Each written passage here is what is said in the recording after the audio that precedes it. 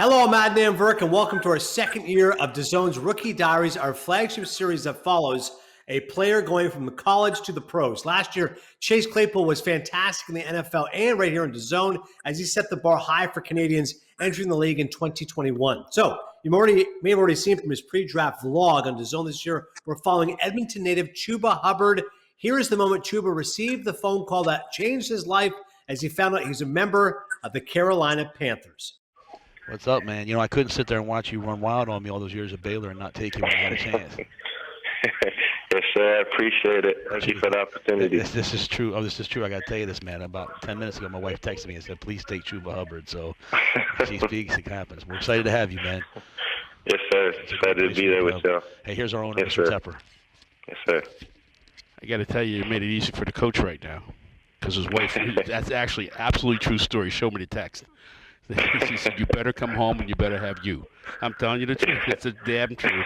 Anyways, congratulations. Glad to have you. Thank you. And he joins us now. Chuba, you are officially an NFL player. How does it feel?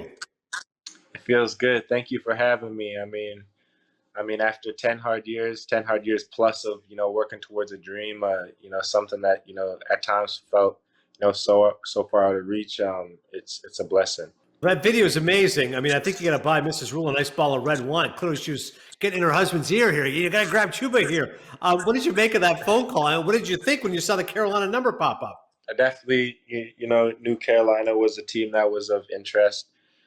Playing against, Coach Rule and stuff at Baylor, I was definitely aware that they had me on their radar. And when I saw, their number calling, I just kind of was like, dang, here it is. I mean, finally got the call. So, when he was telling me about his wife and stuff, I was just laughing, just trying to take in the moment. It was special.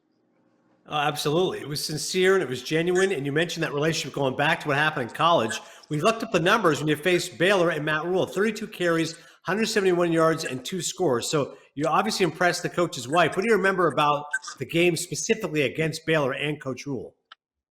I remember they had a pretty good defensive scheme. I mean, I remember that year they were like they went undefeated. They're like 9-0. We were playing them at our homecoming game, I believe, and it was definitely a good game. And he just brought Baylor back. Obviously, Baylor had a couple of rough years, and he was bringing them back, and they had that really good year with him. So their team to beat. It was a good game. And we go back to present day now. And like I said, this is year 2 of the Rookie Diaries. We had Chase Claypool of the Steelers last year. And he said that he spoke to the Steelers briefly in the pre-draft buildup, but wasn't really expecting to land there. As you said, you knew Carolina was interested in you, but did you think that this was the team that was going to draft you leading up to draft day? I mean, it was definitely one of the teams. The biggest thing for me was I know how draft day goes. I mean, so many unexpected things, so many draft boards can get switch turn just based off one pick. So I was just optimistic and just ready really for whatever. How many conversations did you have with the Panthers leading up to draft day? I probably talked to the Panthers. So I talked to Coach Rule. He called me about like a week and a half before, and then I talked to their coaches and everything probably like a couple days later. Was there a team that you talked to more than any other team? Yeah, I mean, there's a wide variety of teams. I talked to multiple times. I talked to the 49ers probably the most out of anyone, though. I talked to them like 5 times, 6 times. Wow, it's interesting how it ends up going. You feel like you're talking to one suitor, ends up going in a different direction. Obviously, though, it's all going to work out for you. Now, I know the Panthers have a pretty good running back in Christian McCaffrey. Have you heard from McCaffrey since they selected you? Yeah, he reached out to me and texted me and stuff and let me know if I need anything. He's there and just kind of welcoming me to the city and stuff. So it's good. Yeah, it's very classy of him. Last year, McCaffrey, unfortunately, was banged up. So Mike Davis had quite a bit of the workload, over 13 carries in 9 games. He got involved in the passing game as well. For those who haven't seen you play yet, what kind of skill set can you bring to the Panthers? Because like I'm leading you in this direction, it's not just running the ball, it's also receiving it, right? Yeah, absolutely. I mean, I look at myself as a, all-purpose back that can do it all, whether it's, play special teams, catch the ball, run the ball, block, that's something I puff on, and obviously I have a lot of room for improvement and a lot of a lot of room for just improvement. So I'm just really looking forward to getting on the field and playing again. I don't know if you've checked the roster yet, Chuba, but the Panthers don't have a player right now, the number 30, which you've worn in college and high school. Are you going to wear number 30 in the NFL? Yeah, if I can get my number, of course. Gotta continue the tradition. And why do you wear number 30? It's really just been the number I just started off with. Had it in Pee Wee. That was my first number. I pretty much had it, except I think 1 year I had 29. They couldn't give me 30. So other than that, I've had it my whole football career. Well, it certainly worked out well for you. We obviously want to get to know you a little bit better here on the Rookie Diaries. We all know about your skill and talent on the field, but tell me a little bit about your upbringing. What was it like growing up in Canada? It was fun. I mean, definitely different than America. I mean, not too crazy, but being from Edmonton, big city, obviously cold. Definitely played in a couple -30s, maybe close to a little -40s, but big city, good city. I mean, I've lived all over Edmonton, from south side, north side, west side, all over, but never really gone to hockey too much. I can skate decent though, but I just can't stop it that well. So couldn't do too much there. But yeah, just I'm a pretty vanilla guy. I'm not gonna lie. No, I hear you. We'll get the color out. How did it go from high school to you ending up being in Stillwater, Oklahoma State? Yeah, I mean, I remember my junior year of high school. It's kind of a bad story. I remember I was in physics actually, and I got a call from a Colorado number, and I was like, "Who's this?" And it was Colorado State. Mike Bobo, actually from Colorado State, their head coach, calling to give me my first offer. So after that, everything kind of changed for me, because prior to that, I was thinking I was just gonna go, run track and maybe, walk on a football team somewhere. But after that offer, I got, about 30 more, at some great colleges, and in the end, I decided to choose Oklahoma State for so many different reasons, and it's definitely the right choice. I'm glad you mentioned track, because that's one thing that stood out to us when we're looking at your numbers. Running track at the world junior level, 100 meters and 200 meters, 10.60 100 meters. Is that correct? 10.55. Oof. All right. We shorted you then by 0.05. Do you remember that moment when you ran 10.55? Yeah. Yeah, that was at in Cali, Colombia. I was actually representing Canada. I was on the national team. I think I ran that in the semifinals, and then I ran 10.60 in the finals, actually. But definitely a special moment, yeah.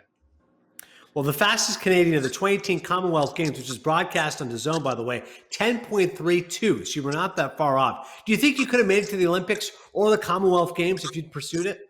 I mean, I wouldn't say I wouldn't. I mean, those were definitely dreams of mine as a young kid as well. Obviously going to the Olympics, being the fastest man in the world, all those things. Those were all all dreams of mine. So, if football didn't work out, and I went track, I hope that all my dreams and everything came true, and still got a lot to achieve with football. So, did you have a favorite track athlete? Ben Johnson, Bruni Soren, Donovan Bailey? I mean, all those guys. I mean, you're naming off legends now, but I mean, obviously, like for me, Usain Bolt, that's my guy. That's who I obviously watched growing up and stuff. So I'm a big Usain Bolt fan. I'm not gonna lie.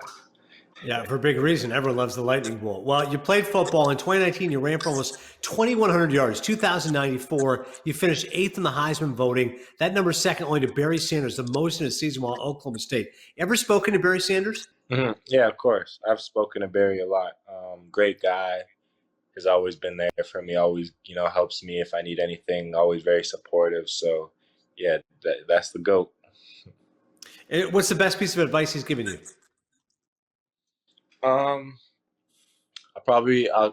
keep it to myself. I won't share the secret, but he's given me so much great advice. He's a really good guy. I mean, obviously, the go to football, go to running backs and stuff, but just as a person, he's a really good guy. So, well, let me ask you this then: is the advice about on the football field or off the football field? Both. He's definitely been a mentor for you in many ways. All right, let's get to some fun stuff. Rapid fire when we close off here with Chuba Hubbard on our first edition of the Rookie Diaries here in DAZN. You mentioned the fact you weren't that big into hockey, but look at your Instagram. Your first picture there is of you dropping the puck at an Oilers game. So how big a fan are you of the Oilers? I've been a big fan of the Oilers. I mean, since I was young. I mean, I'm not the best hockey player, like I said, but definitely been watching the Oilers since I was young. I mean, I remember probably what was it, 08 maybe, when we went to the Stanley Cup Finals. 06, yeah. 06 against Carolina. That was heartbreaking. I'm not gonna lie, but yeah, I always been cheering on the Oilers. I was about to say, you're too young to remember the Gretzky days and Messi and all the rest of it. So unfortunately, you've seen some. But Connor McDavid and Leon Draisaitl, those guys are lighting up right now for the Oilers. Who makes your Mount Rushmore of Canadian stars? That's tough. I can't do that now. You can't put me on the spot like that.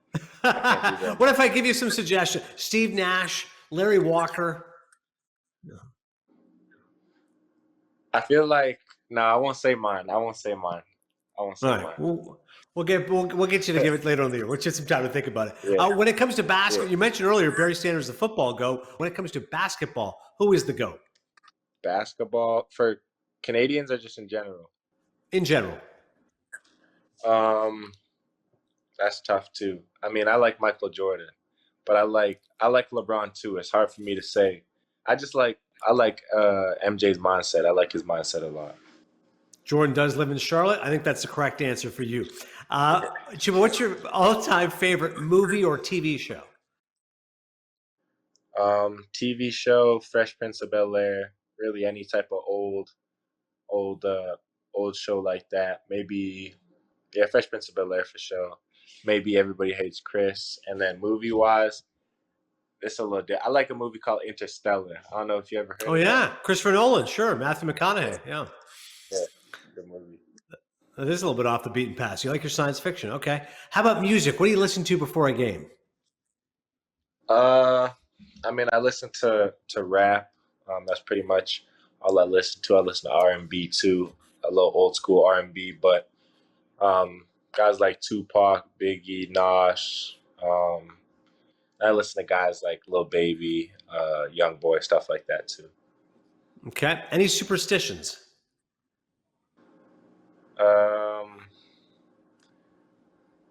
Not really. I mean, I like doing the same thing over. I kind of have OCD a little bit. So if I do like a certain thing before one game, like I'll keep doing that over and over. I like it. Panthers blue or Oak State orange? Panthers blue. Like, yeah. Smart man. And finally, we saw all your vlog pre-draft out in California before heading to Oklahoma. So we've seen you filming your draft journey this past weekend. What can viewers look forward to, Chuba, in the coming weeks? Just this next journey of my draft process. I mean, obviously it was pre-draft process. Now it's after that, really showing me, going through all my little practices, all my rookie camps and stuff like that, just really getting acclimated to, Charlotte, the team and everything like that. So it'll be exciting. The fact that I'm able to, show off my process and, everything going on, that's really special for me because I don't have my family here. I don't have my friends and stuff. So, and they're always asking me what's going on. And it's kind of hard for me to, say what's going on. It's better for me to show it. So it's good. Well, we look forward to seeing the vlog. We look forward to chatting with you right here on the Rookie Diaries in DAZN. Seriously, congrats on going to the Panthers. 4 Canadians drafted, by the way. So there's a lot of reason for a lot of Canadian patriotism and pride. Thanks for the time, Chuba. We'll talk to you soon. Thank you. Appreciate you.